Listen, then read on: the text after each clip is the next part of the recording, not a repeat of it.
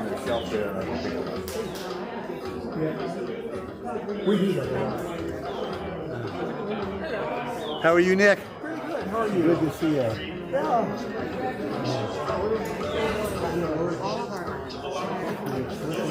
So you're working in a children's area. Yes. Technically, yes and no. Because I always have additional duties. It's just that right now, because it's a full service library, I do a lot of stuff that involves just working with Working the circulation, yeah? Yeah. Which I hadn't really done but I still do some of the statistical analysis for the library. Is anybody laid off, or Oh, no. everybody not trying to? No, nothing like that. It's just that there were some people who were not thrilled with working someplace besides the central library. So a couple of the folks had to quit. One guy basically his working hours no longer work. And he was working the library as his extra job anyway. So he was still working for someone else who's editing full-time and the library part-time. So he just said, screw it, I didn't need it. Would you like to donate your plate to me? Well, in the case of time, whatever you need, I can walk over there and dump mine. you can do that with mine as well. Would you like any of you have donations you want to donate? I worked at the library. Was eavesdropping. He is the library. He is the library. He's in charge of everything. Well, only occasionally. Some of them. Some of them have been put into storage because we're going to be shifting that collection, at least a lot of it, to a facility, well, two facilities, one for Well, you know, I'm always pushing the music, you know that. I've already got one. Okay. So, Get it? the adult Oh, you'd love to give you one. is going to be put in John Brown's storage Monument, at Altadena a Meadows. famous Altadena building that we've forgotten exists. Thank you. The Rose House. That's where they used to assemble some of the rose trees. No, it's down, it's kind of this very south end of Old Town near the Royal Hotel. So that's where they're going to be storing a lot of the books. And then you'll have access to the library. More of them than because once they do that, they'll be unpacking things that they think the public will want. You won't be able to go there and request it from the part of the children's and teen collection is going to be moving to what used to be Jefferson Elementary School. We're going to have the primary center there and nothing else goes on. You'll be able to open it for people. Yes, that one people will be able to go into, but it's only part of the children's and Have you read children's books? oh, well, why not? There's some good stuff. There are too many adult books still to read. No, but I was just saying, so when you don't care, then I do for children. I'm writing on children. So, the part of the children's and young adult collection will have to go to the storage as well. I'm not sure how accessible those are. But that, I would say, there will be announcements in a couple of months about that. I don't expect the Jefferson Center to open. Yeah. But it's taken a year. Good to see you. How are you? I heard you had a little bit of a stumble. Yeah, but the way I look at it, that's not bad. It could be a leg or something else, so it could have been like any of those things. So yeah, good to see you. And it's enough that they would probably going to have to work on the next one. They cannot do that. Engineers are saying that the 2 to 3 years repair process once the everything place, the city is currently hiring a design firm to work on this done. Because the state gave the city enough money to start. But it's such a bizarre thing because it was discovered not less than 20 people. Because when they put it into the upper level in the 1880s, and then when they also did the retrofitting of the other two buildings in the 1990s, both of those didn't happen either time. So then they put in their upper floors in the library. Do you remember all the old libraries that had the ground floor and then the basement? Oh, yeah. It was a two-level building, but there was a central tower that was designed at 1006 and that was done in the 1980s. And supposedly they checked it for the central integrity before they had it. And apparently they didn't really check it. Oh, they were concerned about it when they designed it. There were these support columns in the building that were supposed to be filled with concrete and rebar, and they're not. We don't know because it looks like it was supposed to hold and it just wasn't done. Well, that was in the mid-1920s. Nobody knows what happened or what changed it because it's clearly designed what was supposed to happen.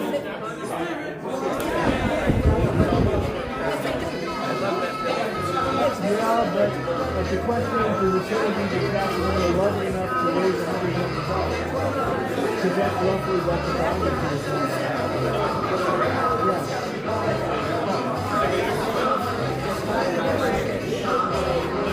It was a comparable amount, but that was even almost 20 years ago.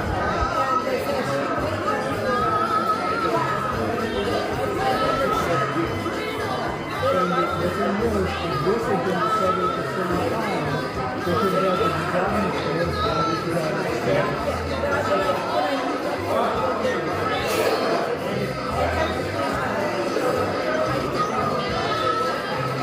Libraries have been my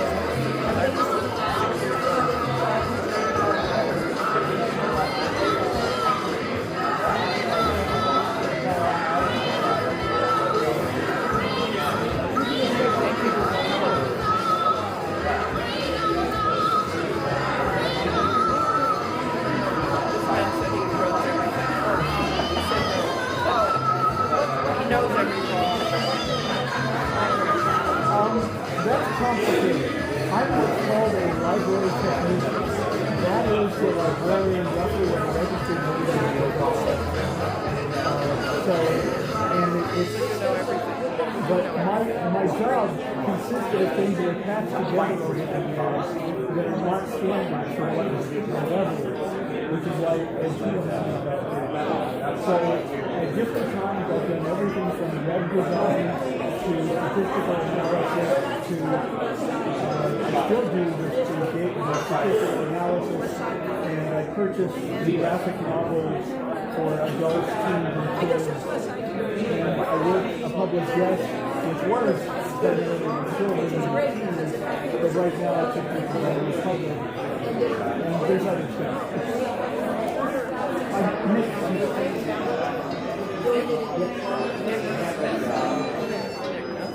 Mr. Smith.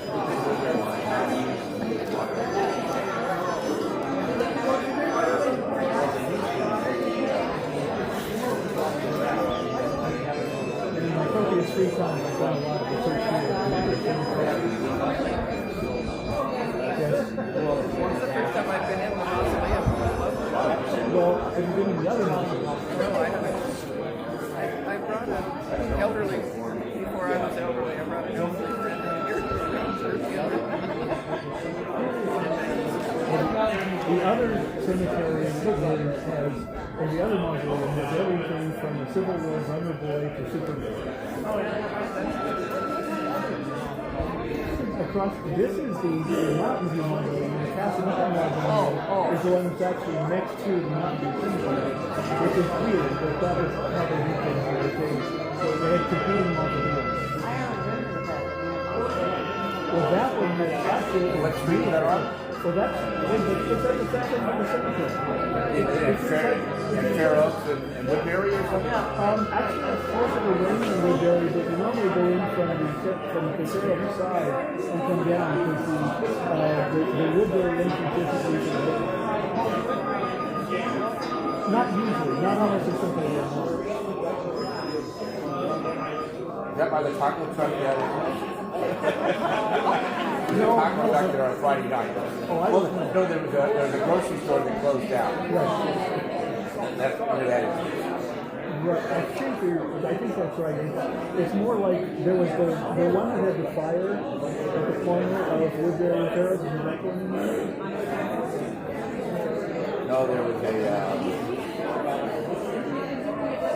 not the Super King. That's way over there on.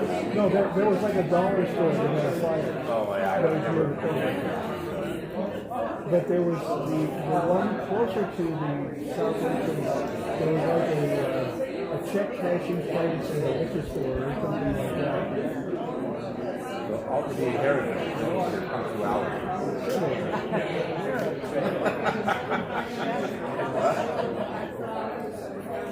7:10. They will be.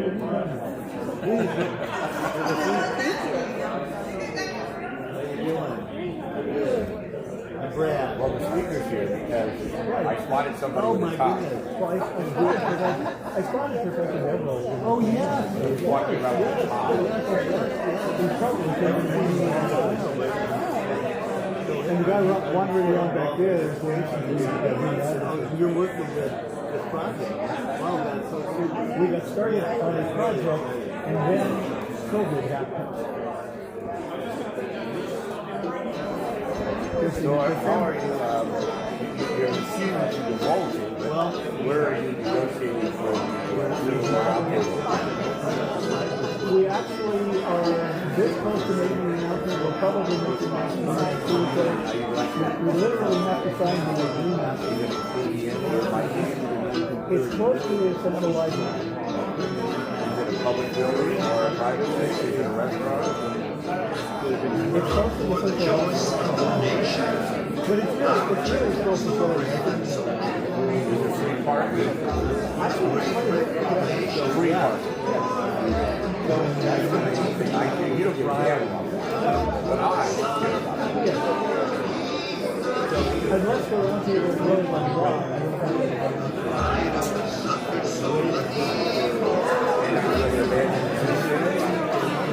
we're working on hard to do close. we can't really do it as Zoom, but we may try to archive some of the I've been enjoying, I don't know how long you've been doing this, but I've been enjoying Riverside. Well, that partnership started just this last year. The Roundtable Congress was suggesting that basically the roundtables that were more successful partnered with them that were struggling. And the Inland Empire was struggling. Obviously, seeing And that was a complete shock because they actually were on a video call with us and then announced they were shutting down because they couldn't get any response from their members and stuff like that. This was on the video. Well, I belong to a very California chapter.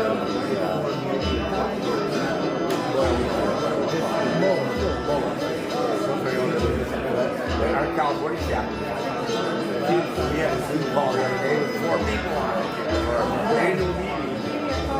Just on the West Coast, most of the bowls have been See, the 17 veterans are a little more stable because we still have a lot of veterans in California.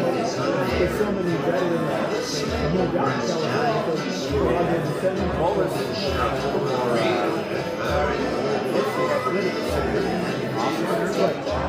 that narrow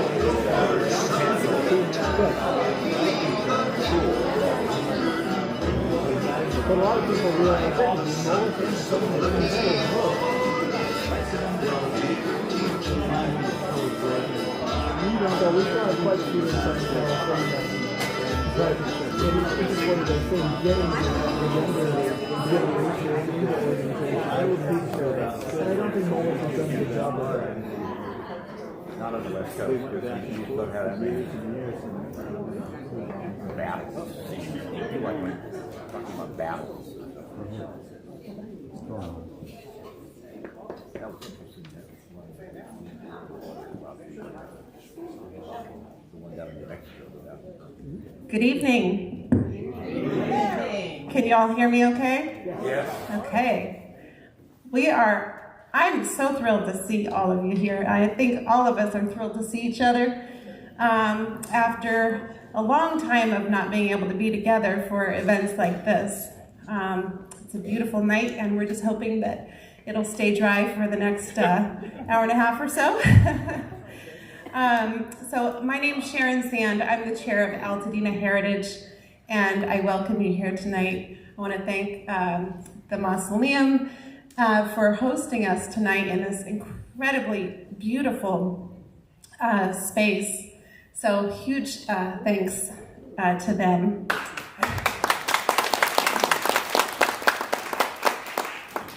So Altadena Heritage, as many of you know, we have the mission of protecting and preserving the architectural, cultural, and environmental heritage of Altadena. We conduct our mission through completely volunteer service, led by our board, many of whom are here tonight. If our board members can raise their hands just so everybody can see you. If you haven't met them yet, please say hello. Thank you. And we are funded almost entirely by our membership. So thank you to all of you who pay your membership dues and contribute in that way. That is really important to us. And if you haven't signed up to be a member and would like to do so, we welcome you to do that. We have some forms over here, or you can go online at altadenaheritage.org. We have an event coming up in a week and a half. A 1 hour hike on Saturday, 4:30, April 30th at, I think it's 9 a.m., led by Bill Stewart. And it's gonna go right by the gravesite, so you can see where it is. If you'd like to participate, please go to our website to find out more information and to sign up. So we're here tonight to celebrate the Owen Brown history, the gravesite restoration and preservation and protection of the history of Owen Brown. And an incredible number of people have been working on this issue for years, for decades. And I think many of you are here tonight. So if you have been contributing to this effort in any way, please raise your hand.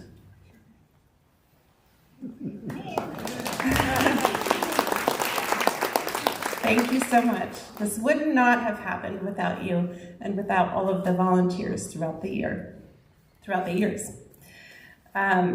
So Michele Zack will share in a little while or after about how you can get involved in other ways, if you'd like to, if you're not already, how you can volunteer and contribute.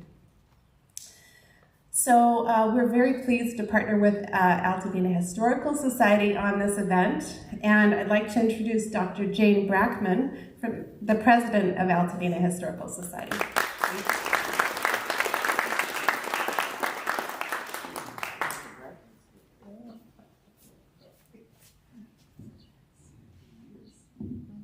Thank you. My name is Jane Brackman, and I'm the president of AHS. We're very honored to be here. We always want to take this opportunity to explain the difference between Heritage and Historical Society, because people do think we're the same, and we're very different. AHS was founded in 1935, and we gather, preserve, and share print and digital information about the people, places, and events that have shaped our community. Whereas historians conduct research, collect stories, and provide context, archivists collect records of enduring value and serve as stewards and gatekeepers and custodians. These records are the documentary evidence of past events. They are the facts historians use to interpret and understand history. We are very thrilled that we were invited to partner on this event tonight, and we hope that you will stop by at Archives as soon as the county opens the community center and take a look at your history. So thank you very much. Thank you, Jane. Now I'd like to introduce writer and community activist Michele Zack, speaker and moderator of tonight's event. Michele Zack is author of Altadena, Between Wilderness and City. She's former chair and board member of Altadena Heritage, and she's long been involved with Owen Brown's Gravesite and the associated trails. She's now chairing the LA County Owen Brown Gravesite Restoration Committee and representing Altadena Heritage.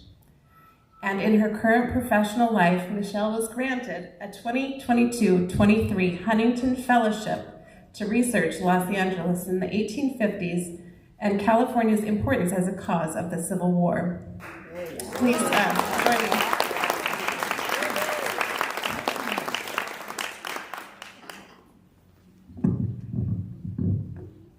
Well, thanks, Sharon, and again, welcome to everyone. I hope you're all dressed warmly enough. I'm Michele, and it's my honor to chair the Gravesite Committee. I wanted to recognize our other committee members, Marietta Cruels, who's here tonight. Marietta, she's way back there. John Burton, who represents the Meadows. And I'm sorry to say Diane Markison did us all a favor by not coming because she was exposed to COVID. So thank you, Diane, but we're sorry that you're not here. And I just wanted to say a word about Mountain View Cemetery. They've been such a partner to us. I don't know how many of you realize that it's Altadena's oldest business, established before Altadena in 1881. Pasadena didn't want to have burial ground within city limits, so they put it up here in Altadena. And the staff, Erica Martinez is here. She's been hugely helpful. Raise your hand. I know you're here. She's here somewhere. And Will Kelso, from the mausoleum, have really helped. And it's Jay Brown, who's the proprietor. He's in the same family that established this place. And he was a Giddings. And the tie-in with our committee is that the Giddings were famous abolitionists, including Joshua Reed Giddings, a senator from Ohio.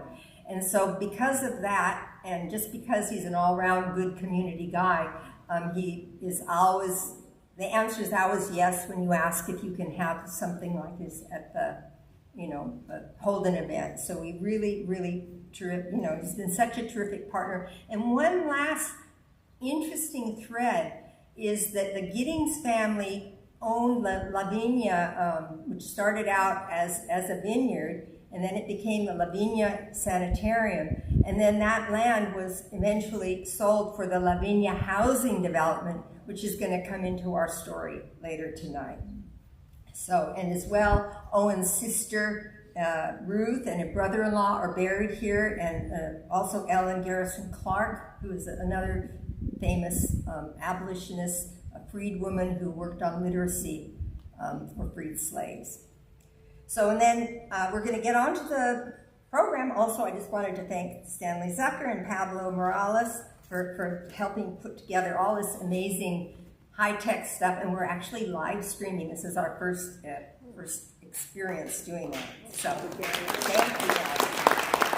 Okay, first I'm gonna introduce our speakers one at a time, and we're gonna start with Dr. Bill Deverell, who's our project historian. He's our first speaker. He's an eminent Western historian. He's also a professor at USC and the director of the Huntington USC Institute on California in the West. We're really very lucky that he has lent his name and his, that he's been helping us. It's really upped our cred in the history world that Dr. Deverell has attached himself to this project. We really appreciate it. And for those of you who don't know him, you're just going to find out what a great speaker he is. And he is leading our quest for historic designation and also working on the educational piece of this project with PUSD. So, Bill, I'm going to turn over to you right now.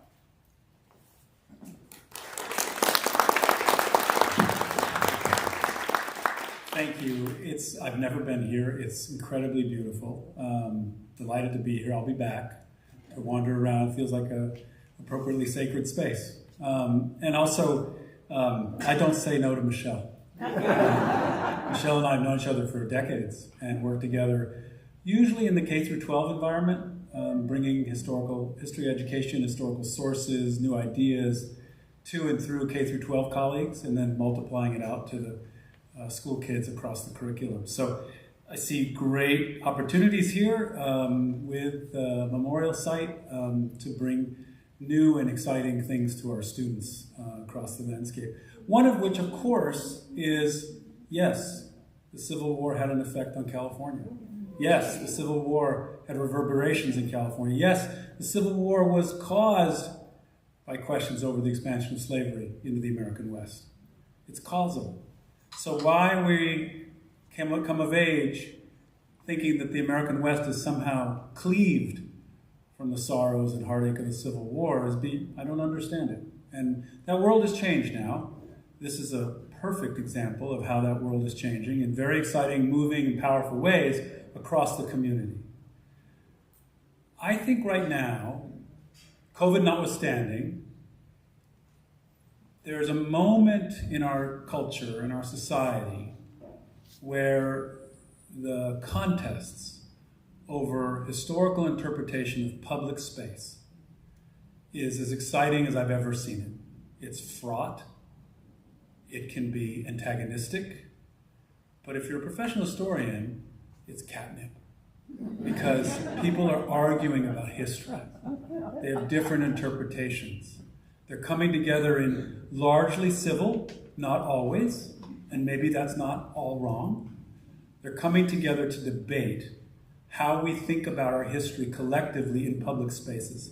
Beyond the classroom, beyond textbooks, public space should be, and will be, a place where the instruction of history will be democratized and open to all, and that's terribly exciting. And of course, this Gravesite Memorial is part and parcel to that. This Gravesite Memorial raises the issues of the connectivity between the American West and the Civil War, but also raises all kinds of critical questions about racial reconciliation, racial antagonism, abolition in the 19th century, abolition in the 20th century, abolition in the 21st century. So these ties, these sinews to the past are rendered visible in our public spaces. So it's terribly exciting to be involved in this. I don't even think I'm going to use those. So we're within walking distance of Lincoln Avenue. It's not for nothing that's named Lincoln Avenue. On the day he was killed, President Abraham Lincoln thought about the American West. One of his cabinet members came to see him in the White House who had just returned from the American West and told Lincoln about the Rockies, and told Lincoln about the Colorado River, and told Lincoln about the gold fields of the far West.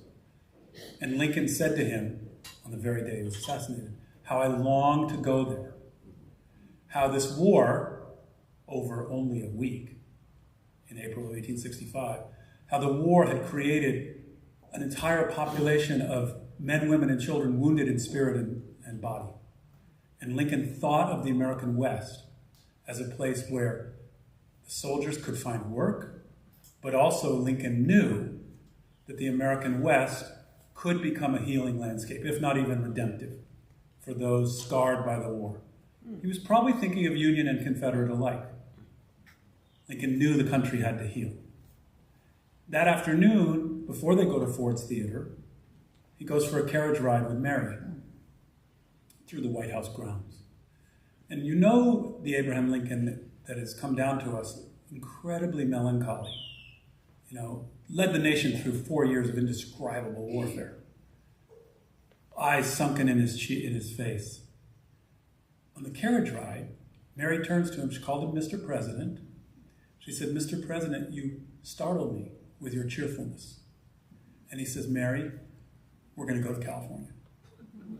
I want to go to California. This is before the railroads have connected California. But he's got this beacon about healing for himself and also as an embodiment of the nation to come west after the country's broken in half by the Civil War. And it renders that evening all the more ironic. On the very day he's assassinated, he thought about healing and the recovery of psyche and soul and body in the American West. That's the tie. It's part of the ties here.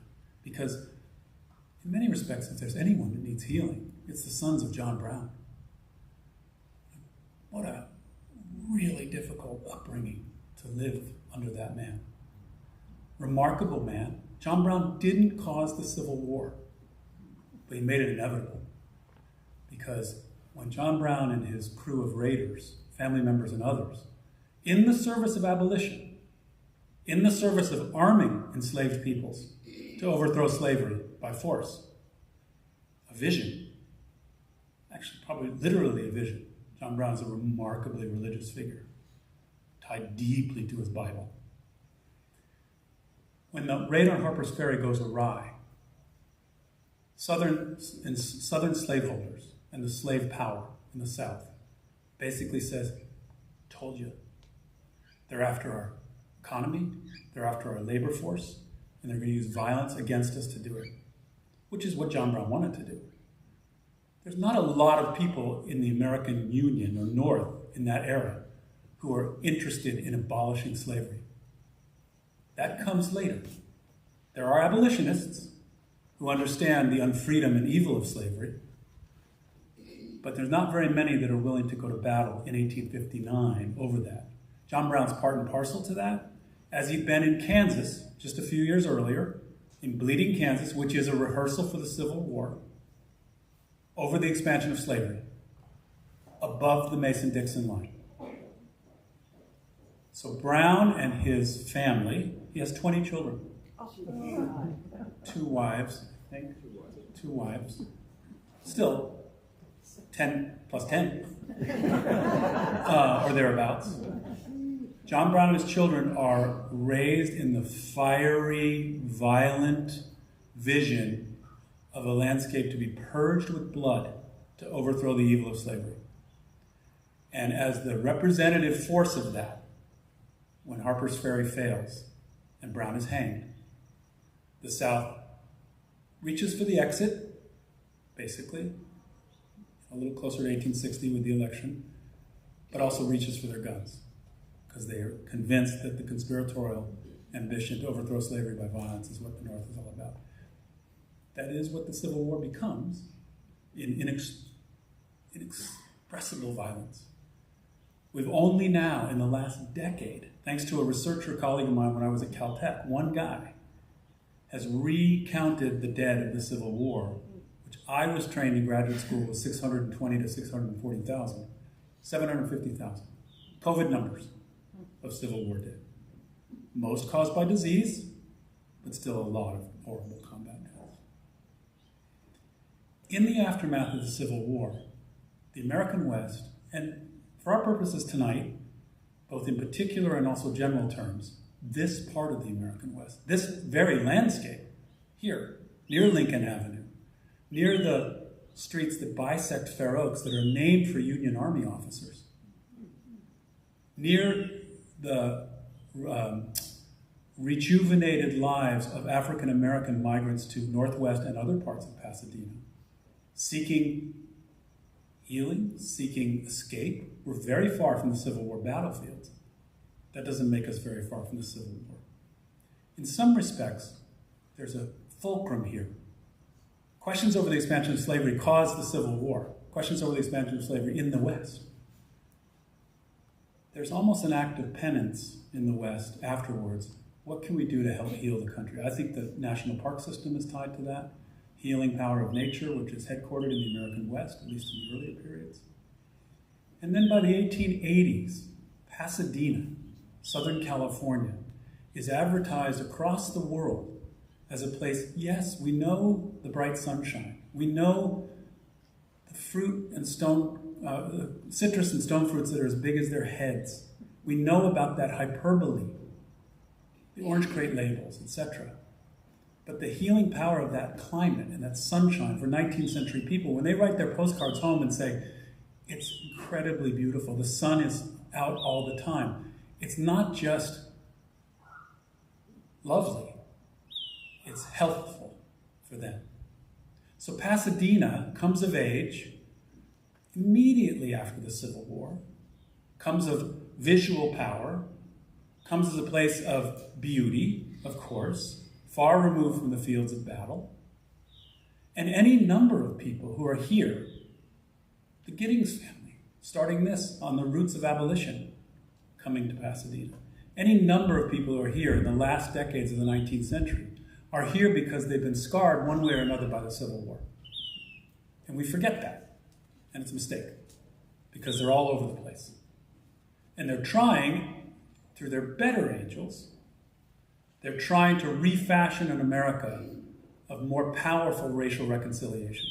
That's why Paul's going to talk about it. I'm sure Michele may talk about it. That's why the pilgrimage qualities, the nearly religious activity of racial reconciliation and pilgrimage into those mountains is so exciting to contemplate today. It happened in the 19th century because of the legacy of John Brown's fight against slavery and the sacrifice of those that were with him and those that lived. That pilgrimage quality of pulling all of us back together, maybe for the first time, is still what's powerful and exciting about this. And the fact that it's wrapped around the questions of civic memory. What do we think about the past? How do we memorialize those that came before us? How do we honor the spirit of abolition in America? And how do we flip the coin over so that the deep violence that scars the American West, repression of indigenous people, massacres of Chinese people, alien land laws, discriminatory acts, internment of the Japanese, a repression against African American citizens of the country. How do we flip that over and see the better angels, which in many respects, the Browns, having been through cauldron of violence, their arrival here opens a new chapter in the outdoors, in Southern California, that we would do best to honor, it seems to me. Thank you.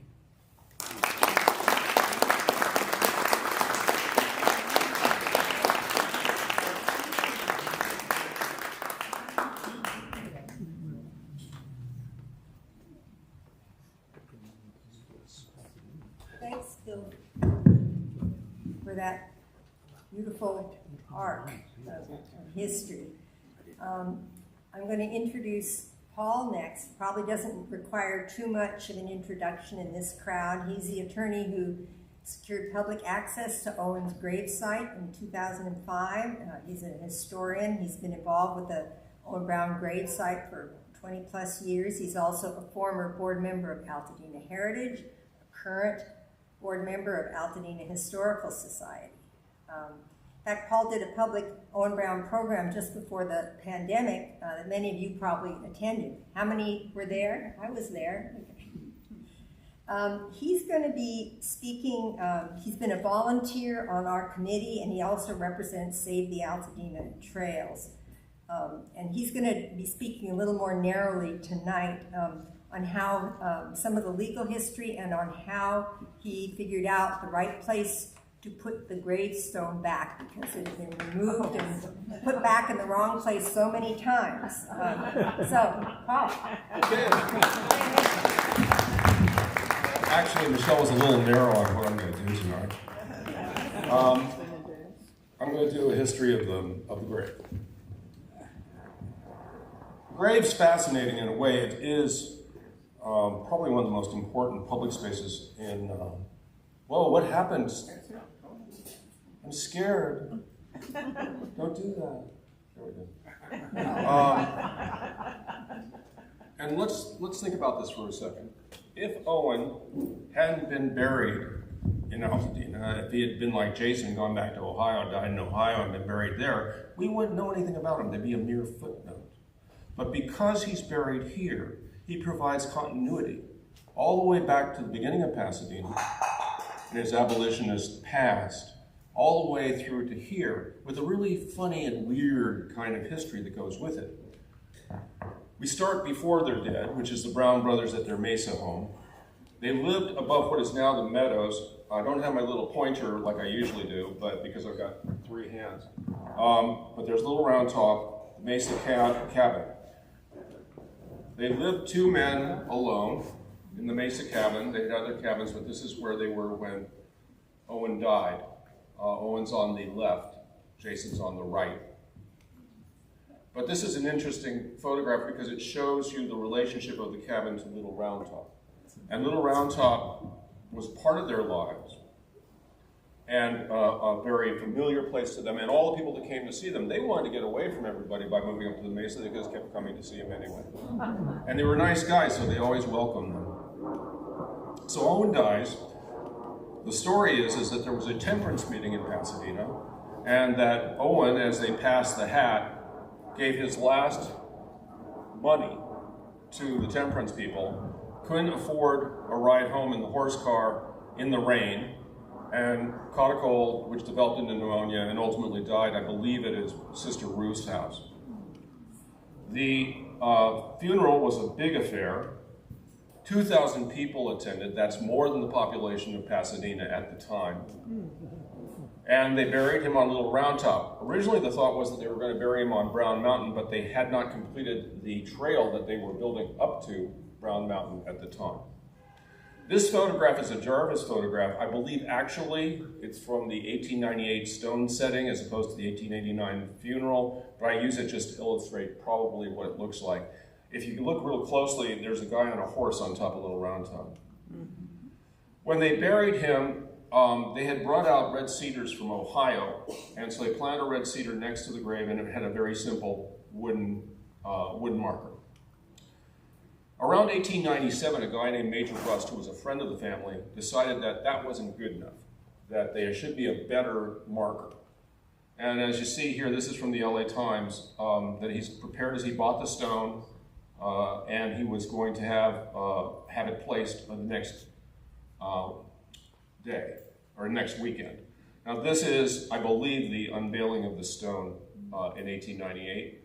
And this, of course, is this is actually the second picture. The first picture came out during the litigation of the first El Prieto case and was sent to me directly by the Brown family.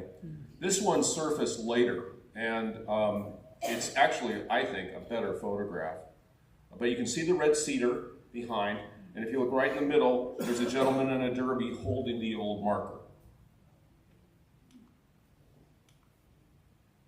From 1898 to the 1950s, there were periods of pilgrimage, and then there were periods when the whole stone area was forgotten. On the centennial anniversary of John Brown's birth, 1900, hundreds of African Americans went to the site to picnic. I wish I had a photograph from that time. I don't. All I have is reports. This photograph was taken by Gerald Brown, a Brown descendant, in 1907. This was taken in 1914. And then this was a new photograph that's just surfaced from Pasadena Museum of History from 1936. And this represents one of those periodic times when the stone was rediscovered. That these guys all say, hey, there's a stone up here, let's all go look at it. So that's what they did. In 1950s, the Meadow development was placed by Davis and Baker. It didn't change things that much, other than to develop and put houses in below Little Round Top. This is what the area looked like in 1935. This is what it looks like after the Meadows was put in. Little Round Top is right there, just above the Meadows. People continued to hike. One of the famous people that lived there was Charles White and his wife Frances. That picture, I believe, is taken on Little Round Top. He was very enamored of Owen Brown and actually planted a series of trees on the south side of Little Round Top. This is a picture of Ian and Jessica White, his children, at the site in 1969, or thereabout. Around 1973, this started to happen. And as you can see, this is Little Round Top here. It became a motorcycle jump. This picture was taken in the 1960s. The motorcyclist came up, saw the stone, said, hey, this is fun, we'll knock it down into El Prieto Canyon, and which they did continually. So the Forest Service brought it back up. They actually put a hook on the side of the concrete lip they put around it, or collar they put around it, but when they put it back, they put it in the wrong space. They, instead of putting it on the west side of Little Round Top, they put it on the east side. And so for many people who have been going there of our generation, this is where we thought the grave was, but it wasn't. In about 1999, a series of lawsuits started. The first one involved the people who lived at this collar right here, 3 families. They decided they didn't like people walking up the El Prieto Fire Road and going to see Owen Brown's grave. Up until that time, there had just been one of these little, anti-vehicle gates. They put that in with the connivance of Lincoln Water. Put up signs saying you can't go there, and literally stood in the road to tell people they couldn't come up to go to do the gravesite. I had been, when I was first approached by the plaintiffs to challenge this, I was involved in Rubio Canyon with the whole disaster over there, and I said I would only do one pro bono at a time, but that kind of resolved, so I took it on. The reason we won was because people have been using the road up to the gravesite for so long. It had been built by the Brown brothers. And at that time, you could still, if you could prove 5 years use, you could still get a public way. It's much more difficult now because of case law, but in this case, we won. And so we got a judgment. So that opened up that part of it. The second lawsuit, and then there's the whole. The second lawsuit involved Mr. Kichi.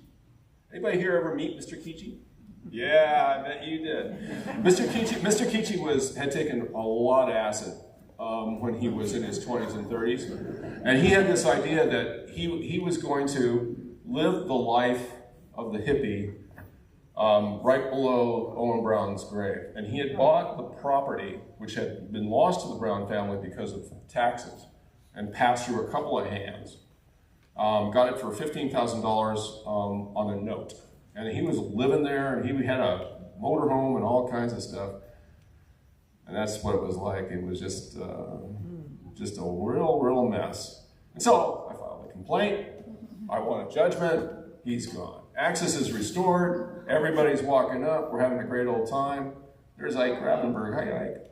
And we're singing songs, and we're looking into the pictures. I see a few people here. I recognize. And more people I recognize.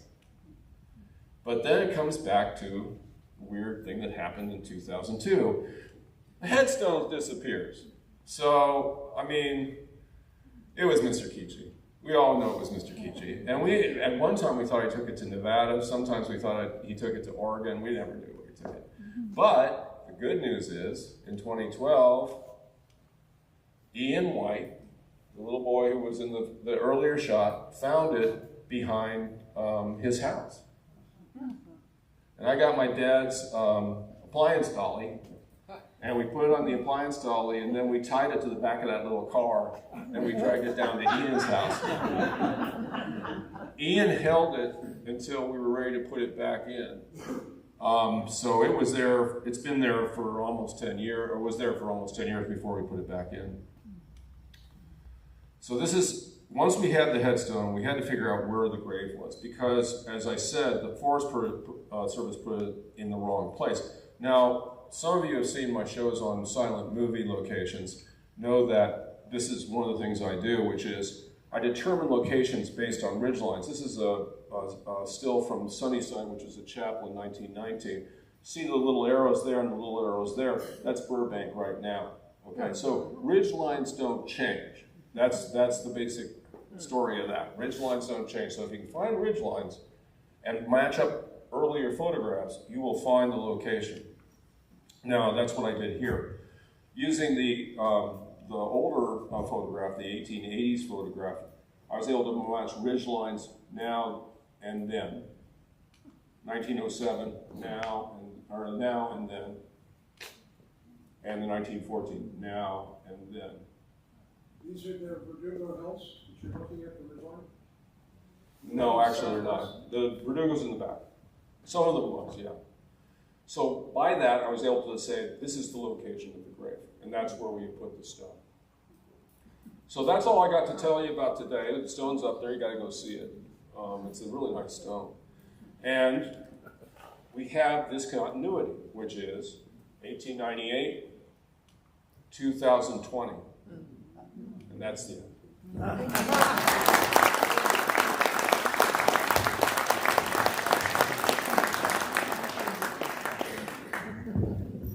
Thank you so much, Paul, for that. My part is a little bit more prosaic. It's a civic story. I want to tell you the civic story of committees and horse trading, or actually land trading, and how hundreds of hours by so many people, mostly volunteered, over 30 years, some government assistance, some good faith and timing are combining to preserve the gravesite today. I mean, and all these ingredients brought together two seemingly completely separate physical features, Owen Brown's gravesite and Lavinia. How many of you were here or remember when Lavinia was developed in the 80s and 90s? It really divided the community. It was our own small C civil war. People felt very strongly about it. But I'm going to be drastically summarizing. And really what I want to do is kind of inspire you with just what can happen if people stick to a project and don't forget about it and keep working on it. Committees and advocacy groups persisting over decades, it's not particularly sexy or photogenic, so I don't have a lot of photographs. However, it is pretty amazing the way it demonstrates the way we can face monumental issues, the kinds of things that Bill was talking about tonight, by taking multiple approaches, lawsuits,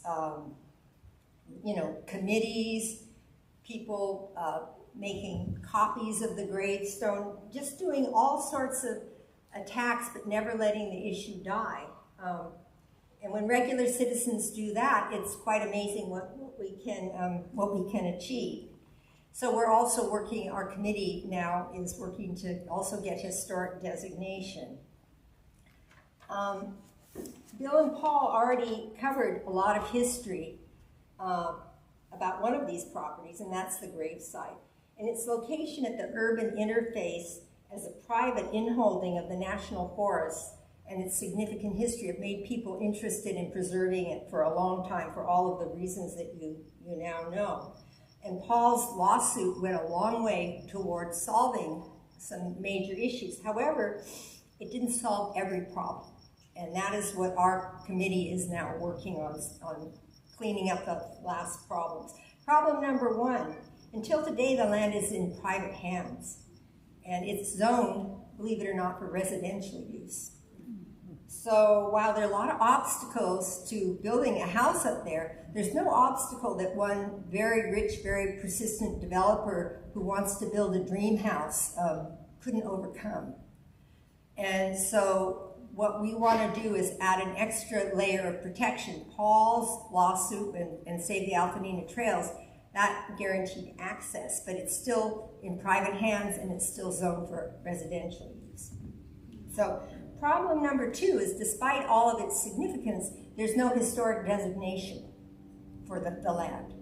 So that means that's what we're seeking to get historic designation. We want to get it into a land conservancy and gain historic preservation, and then it really will be protected in perpetuity. And this is what we're working on. And then third, we want to do a lot of educational programs just to keep this whole story alive, because it's, for all of the reasons you've heard tonight, it's an extremely inspiring story, and it's one that we need to remember. So, Stanley, can I have a slide first side, please? Okay, back in 1989, Altadena Heritage applied to the LA Landmark Commission to gain historic designation. But we were not successful. That was under Tim Gregory, who was the founding chairman of Heritage. And here you can see he's applying, and he's saying, because the owner of the site is threatening to remove the grave, we wish to determine the landmark eligibility as soon as possible. So this is a long story. Mr. Siki wasn't the first owner who didn't want the land to be designated.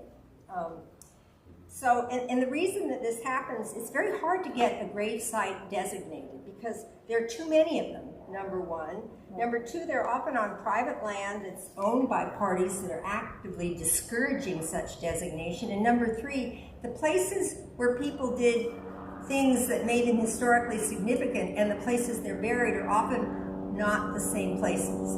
So for these reasons, it's just difficult to get a designation. However, in Owen's case, we have overwhelming arguments that it serves designation. Because we heard most of these tonight, he and his brother actually did live here. They had a huge impact on Pasadena. They threw a parade when he came. His family was very famous. Pasadena was established by Union supporters. There were many abolitionists here. And it became a pilgrimage site from before he died and, in the 100+ years since. So and this time around, we have a committee with resources. We're getting professional help. Dr. Deverell is leading it. We work with Cian Winship, who is she's a preservation historian. So, and then we have one other major, we have something that we really think is going to help, and that is that our supervisor, Catherine Barger, has agreed to nominate the site for us personally to the Board of Supervisors. So fingers crossed, we think that this time we're going to prevail. Next slide, please. I just wanted to show, this was part of the original application, and Tim Gregory found these two ladies who were great-great-granddaughters of John Brown, and they were advocating for the site to be named. And then the next slide is just, this is the archivist in me. We have the letter that says, I regret to inform you that the commission did not recommend registration. The point criteria states that an individual must have a profound influence on the history of the local area. The primary emphasis shall be the site or sites of achievement of an individual, not his birthplace, death place, or gravesite. So this was just like almost a computer-generated letter of the day. It was very hard to get those designations. But now we live in a very different time. The historical moment is very different from in 1989, and there's a lot of greater sensitivity to questions of memorialization and who gets to decide. For example, I believe about 400 memorials and statues to the Confederacy have been torn down just in the past 10, 15 years. That's just an example. And so with our supervisors' help and with professionals applying to the Landmark Commission, we're hoping that this time will be successful and that we'll also then try to get state and even national designation, because it is truly a very significant site. So that brings me to the second property in my story, the Lavinia Gated Housing Community of 272 homes is at the top of Lincoln Avenue, and Owen's gravesite overlooks it. Altadenas were really bitterly divided over this. I don't know if any of you were involved, but I mean, there were groups, Save Lavinia, there were a lot of newspaper articles. There was a lot of bitterness over it because people thought that in the end, Altadena didn't get a fair shake. We lost this beautiful area and oak trees and so forth. The development started as one that was going to be horse properties, and it was going to have trail up the middle of it. It was going to connect to all the other trails in the county system. None of this happened because it was a gated community, and our town council voted for that. So there was a whole process. But right in the part of the give back to Altadena was that there was going to be a school up there. So there was a school site, about a 6-acre school site, that, and that was going to be, oh, well, anyone from Altadena, even though it's a gated community, can go to the school. So that's adding something. However, jump forward to today, 25 years later, those 6 acres are still empty. No school was built, and all plans to build a school have been given up. And the developer, Tim Cantwell, who actually lives in Lavinia, he and the people who live there, they want to build out that area and have another 18 houses and a rec, some sort of a rec facility there.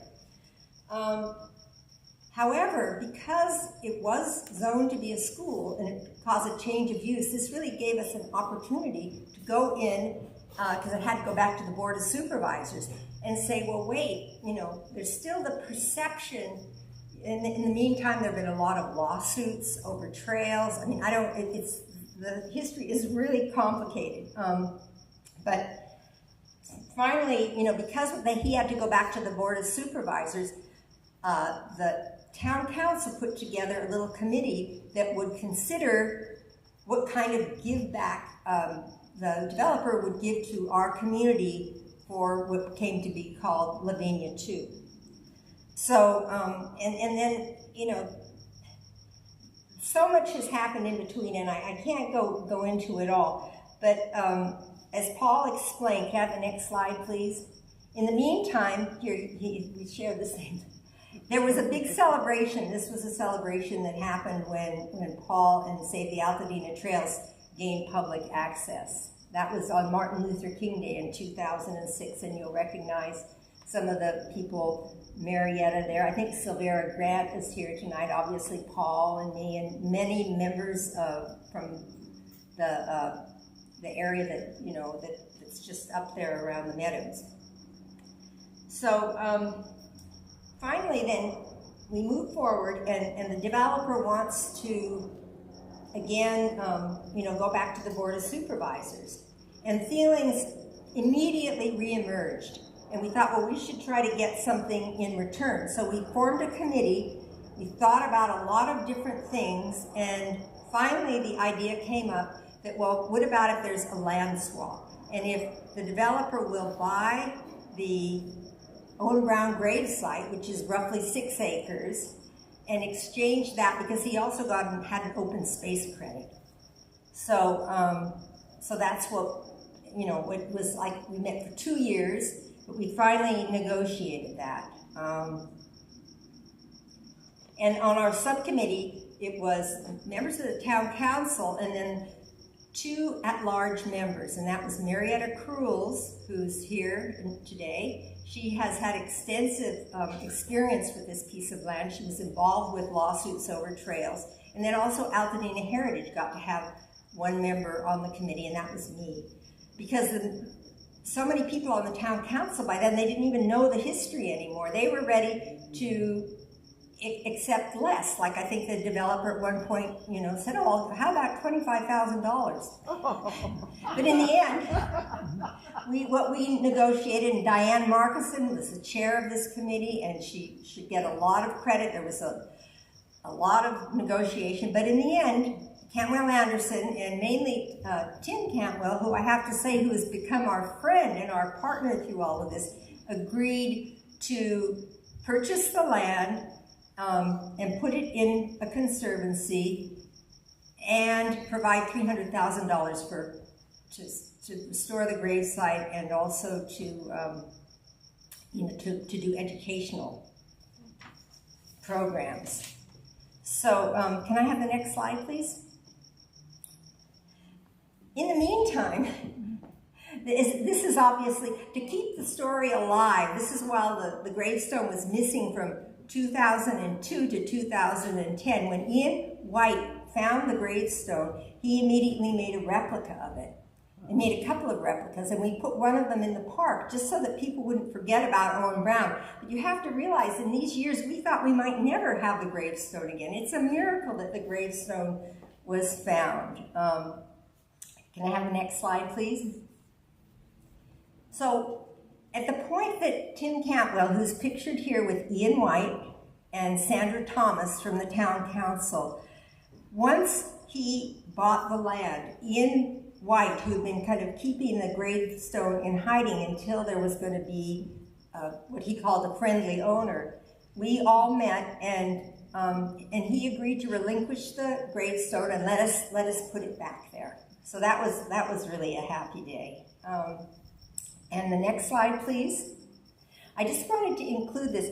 This is a drawing by Ian's father, Charles White, and mostly his subjects were African Americans. One of the few Caucasians he ever did a picture of was John Brown. Next slide, please. So along the way, okay, we worked on our committee on this parity plan, which included Tim agreed to buy the land, put it in a conservancy, give us $300,000, and this all had to go through the Planning Commission and then to the Board of Supervisors. And this was the day in April 2019 that it finally passed. And this was, as you can imagine, such a years-long process. Next slide, please. So, we had our committee. We started it because Tim thought that he would have all of his permissions and he expected that he would be able to give us the money.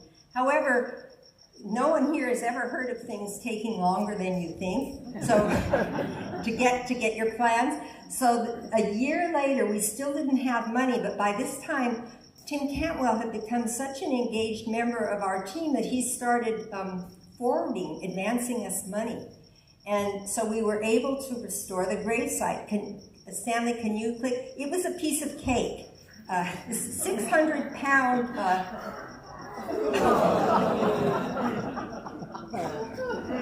so it was all these guys pushing it up. It was extremely dangerous. We were worried. They always had to be careful to fall to the mountainside because if they'd fallen the other way, the gravestone would have slid, thousands of feet. But this was the triumphant return to Little Round Top last July, after our committee had convened and with the help of Tim Cantwell. And then I think the next slide is just finally resetting it. And then my last one is, one more. We did a wayfinding sign, and this was created and installed by the Owen Brown Gravesite Committee volunteers, and Herman, who's here tonight, and Rich Benson made the sign, and then they put it back. And then the last picture I have is of Martin Luther King Day in 2022, when some of us, including the president of Altadena Historical Society and my husband, Mark Goldschmidt, who also is a volunteer on this, and John Burton is there, and some other people. So that is the story of how we, through persistence and committee work, dealing with developers, applying for historic designation, through taking so many different forms, that's how we got to where we are today. So that concludes my presentation. I'd like to call up Bill and Paul, and we're just going to talk real briefly about the education component. And I can see we had Tamaki Edwards is here today. Tamaki, would you raise your hand? She's a teacher from PUSD.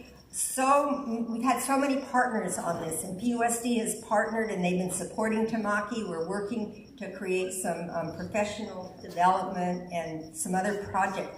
So, Bill, maybe you could talk a little bit about the teacher development and how we're kind of using the model of teaching American history.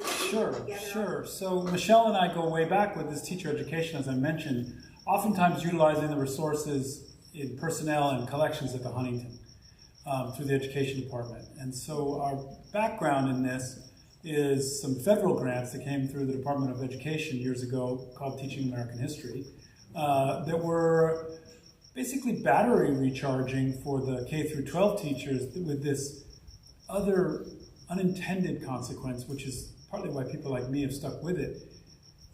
Nobody but a K through 12 teacher knows how to really teach. So when you put collegiate educators in front of K through 12 teachers, you learn a lot about teaching techniques. And my sister's a kindergarten teacher, now administrator, and she said, you don't really know anything about teaching. You need to be involved with the K, you need to be in the trenches with public school teachers. And so utilizing those interfaces with collections, the Huntington is one of many, of course, extraordinary research facilities in Southern California, but it's our local one. It's dynamic, it's organic, it evolves. The curators are on top of their material. And to be able to treat K through 12 teachers as educational peers, researchers in their own right, people who are hungry for new insights, it's just bound to work. And it's really inspiring. And the Brown Project, the West in the Civil War, cut this any way you want. There's much to learn, and then bring it to kids. And then, of course, the field trip capabilities. You know, let's see if we can go up there. Or let's make a film up there, or etc. So it's brilliant. It works out really well. Okay. And I should say Pablo Morales is here today, and tonight he's been helping us. He's going to be making an educational film, which will be that anchor of our professional development program. And it's going to be, one part is going to be geared to elementary school, and one to middle school, and one to high school.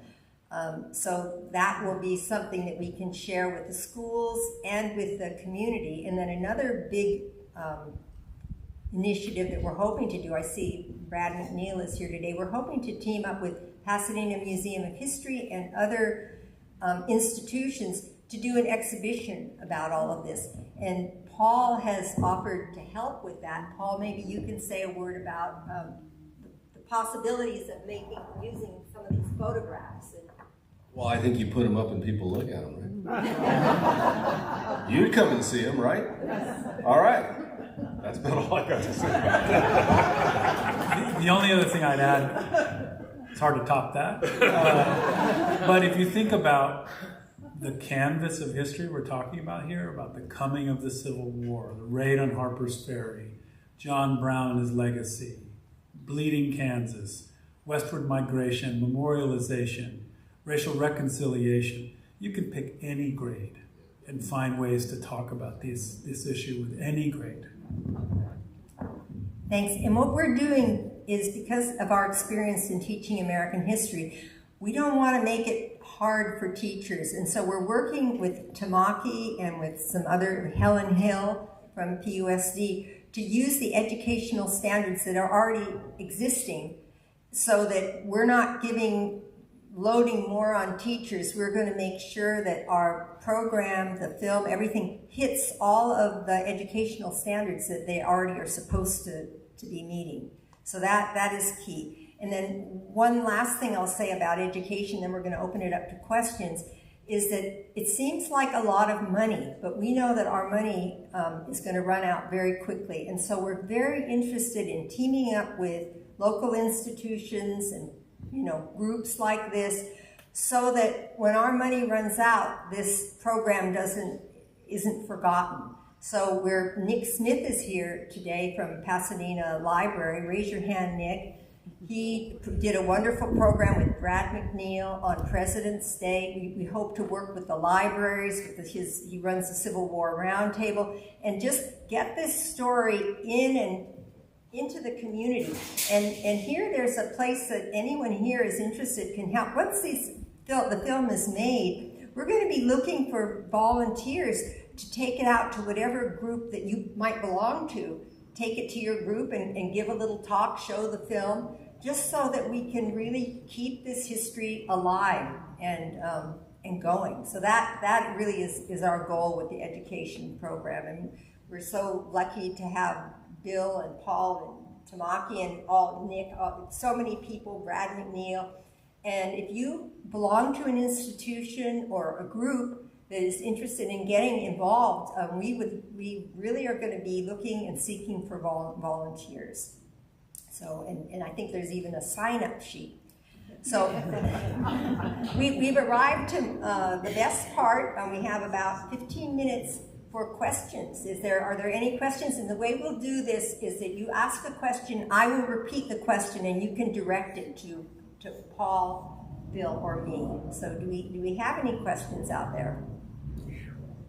There's got to be some questions. Tell us about the film. Oh, the film.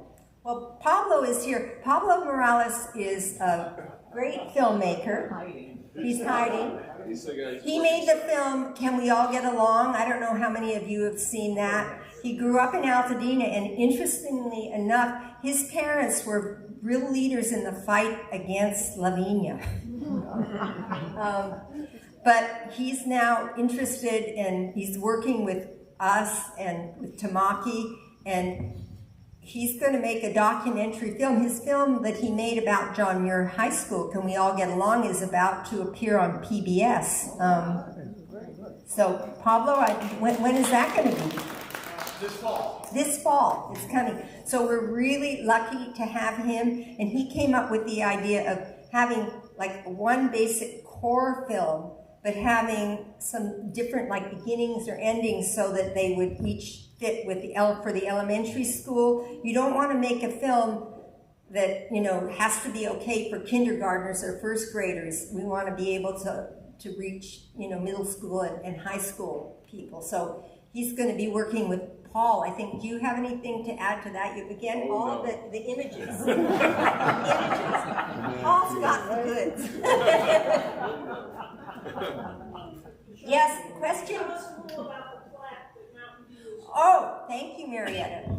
Well, because of this Mountain View Cemetery is such a great partner, they've been such a good partner, that when Marietta Cruels, my committee member, and I came to talk to the proprietor here, Jay Brown, I can't remember what we were talking to him about, but it wasn't the plaque. He came up with the idea. He said, if you want to mount a plaque, and he gave us this beautiful marbled wall that you walked by when you came in, and the plaque is now being manufactured. It's a beautiful bronze plaque, 3 by 5 feet, and he's just giving us this place. He's charging us just his cost to mount it, and it's, I think, a really fitting memorial to have right here. For a lot of people will not be able to take the hike up to the gravesite. It's not that far, but it's very steep. And he's also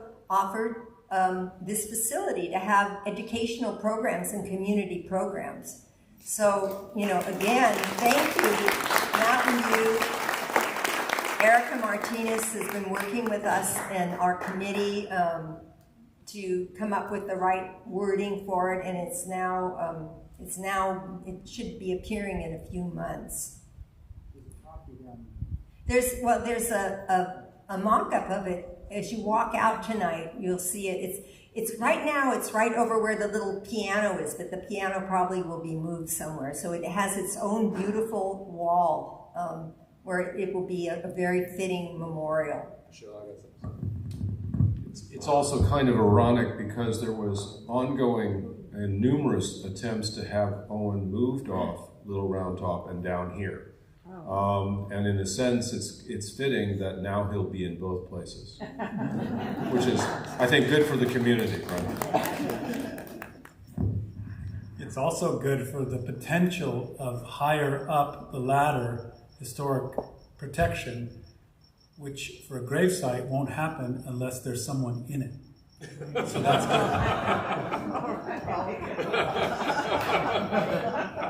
Yeah, at different times there was a movement to also find and dig up Owen's remains and take them back to New York, I believe. Yeah. So the fact that he's here, there are very few memorials to the Civil War in the West. And yet the West was a major cause of the Civil War.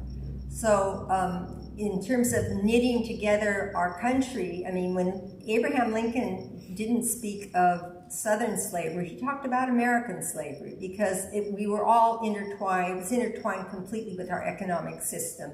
and the mills up north, you know, would mill the cotton that the slaves labored, you know, to grow. So it's a really good thing to have a memorial here, to have to sort of meld together the history. It's a kind of a healing thing is what we're thinking.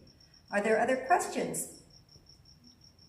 What? Yes, back there? Has anybody reached out to Christian McBride with his book on this subject, his fictional book, The Good Luck Bird? Can you repeat that? The books? Yeah, it's the Ethan Hawke movie. Has anyone reached out to the author of the Ethan Hawke? Christian McBride. Yeah, that became the movie. Good Luck Bird. Or Cloud Splitter. Yeah. Cloud Splitter. You know, no, we haven't yet. There's a lot of work to be done still.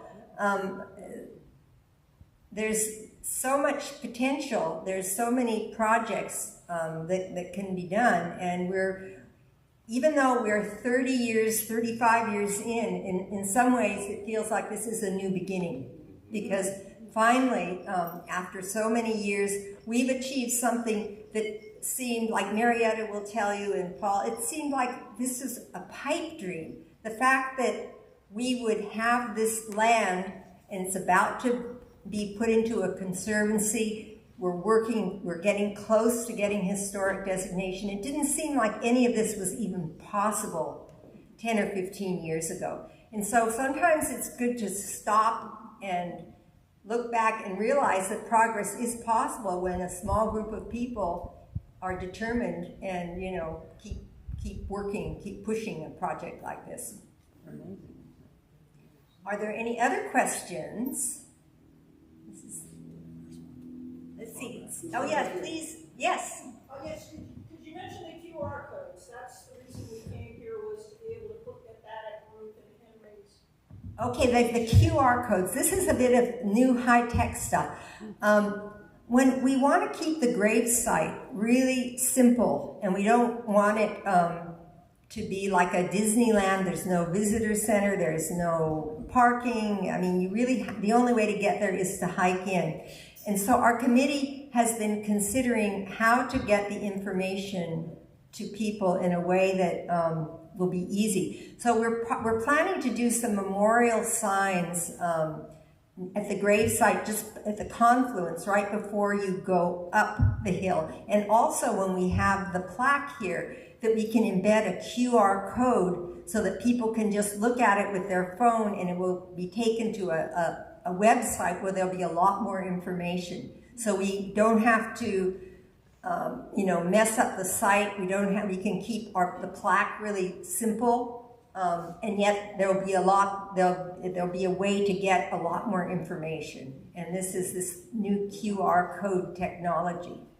So thank you for reminding me. Yes, another question? So Michele, besides the quick introduction of your fellowship for 22-23, can you just do a quick 30-second or so description of what your process will be and what your outcome is on that fellowship? Wow. Well, this is one of these long marinating projects that I started working on a long time ago. I'm very interested in LA in the 1850s, and it's interesting that it resonates very much with today. In the 1850s, the country was very divided. We were on the verge of civil war. California was entered as a free state, and yet the elites and the political control of California was almost all in the hands of Southern-minded people. Many of them were slave owners, and that's particularly true of Los Angeles. So I've always been interested, and in the scholarly world, people know about this, but it's not generally understood that California and the West were really causes of the Civil War. And in California, there were moves to divide the South from the North, and the South would become part of the greater Confederate Republic, a great slave empire. I mean, these in the minds of the Southerners who were very ambitious. And whenever I've spoken about this with anyone outside of the academy, nobody knows about it. It's a complicated history, so I'm going to try to write something that's quite popular, more of a story. And in fact, I'm hoping to use Benjamin Eaton, who is our Altadena, important Altadena founder here, because he was kind of a guy caught between two wives. His first wife was Southern. She died. He went back and married a gal from Rhode Island. All of his position came through patronage, all from Southerners. And what a guy like him, you know, where did his loyalty lie, and how did, you know, where did he fall? And there were many, many conspiracies to take California into the Confederacy. I know Bill probably knows more about this than I do. No, you know a lot.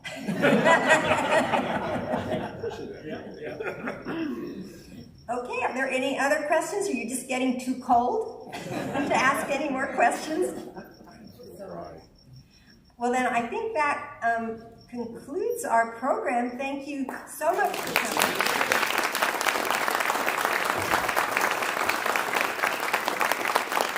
And I'd like to thank our speakers, Dr. Bill Devereux, Paul Ayers,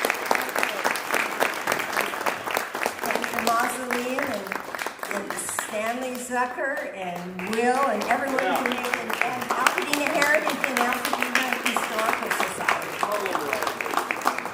And Pablo. Pablo's hiding behind them. Thank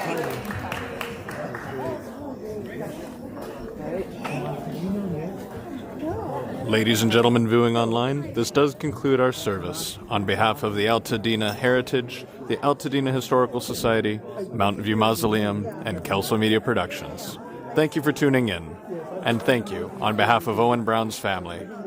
May God bless you, and God bless America.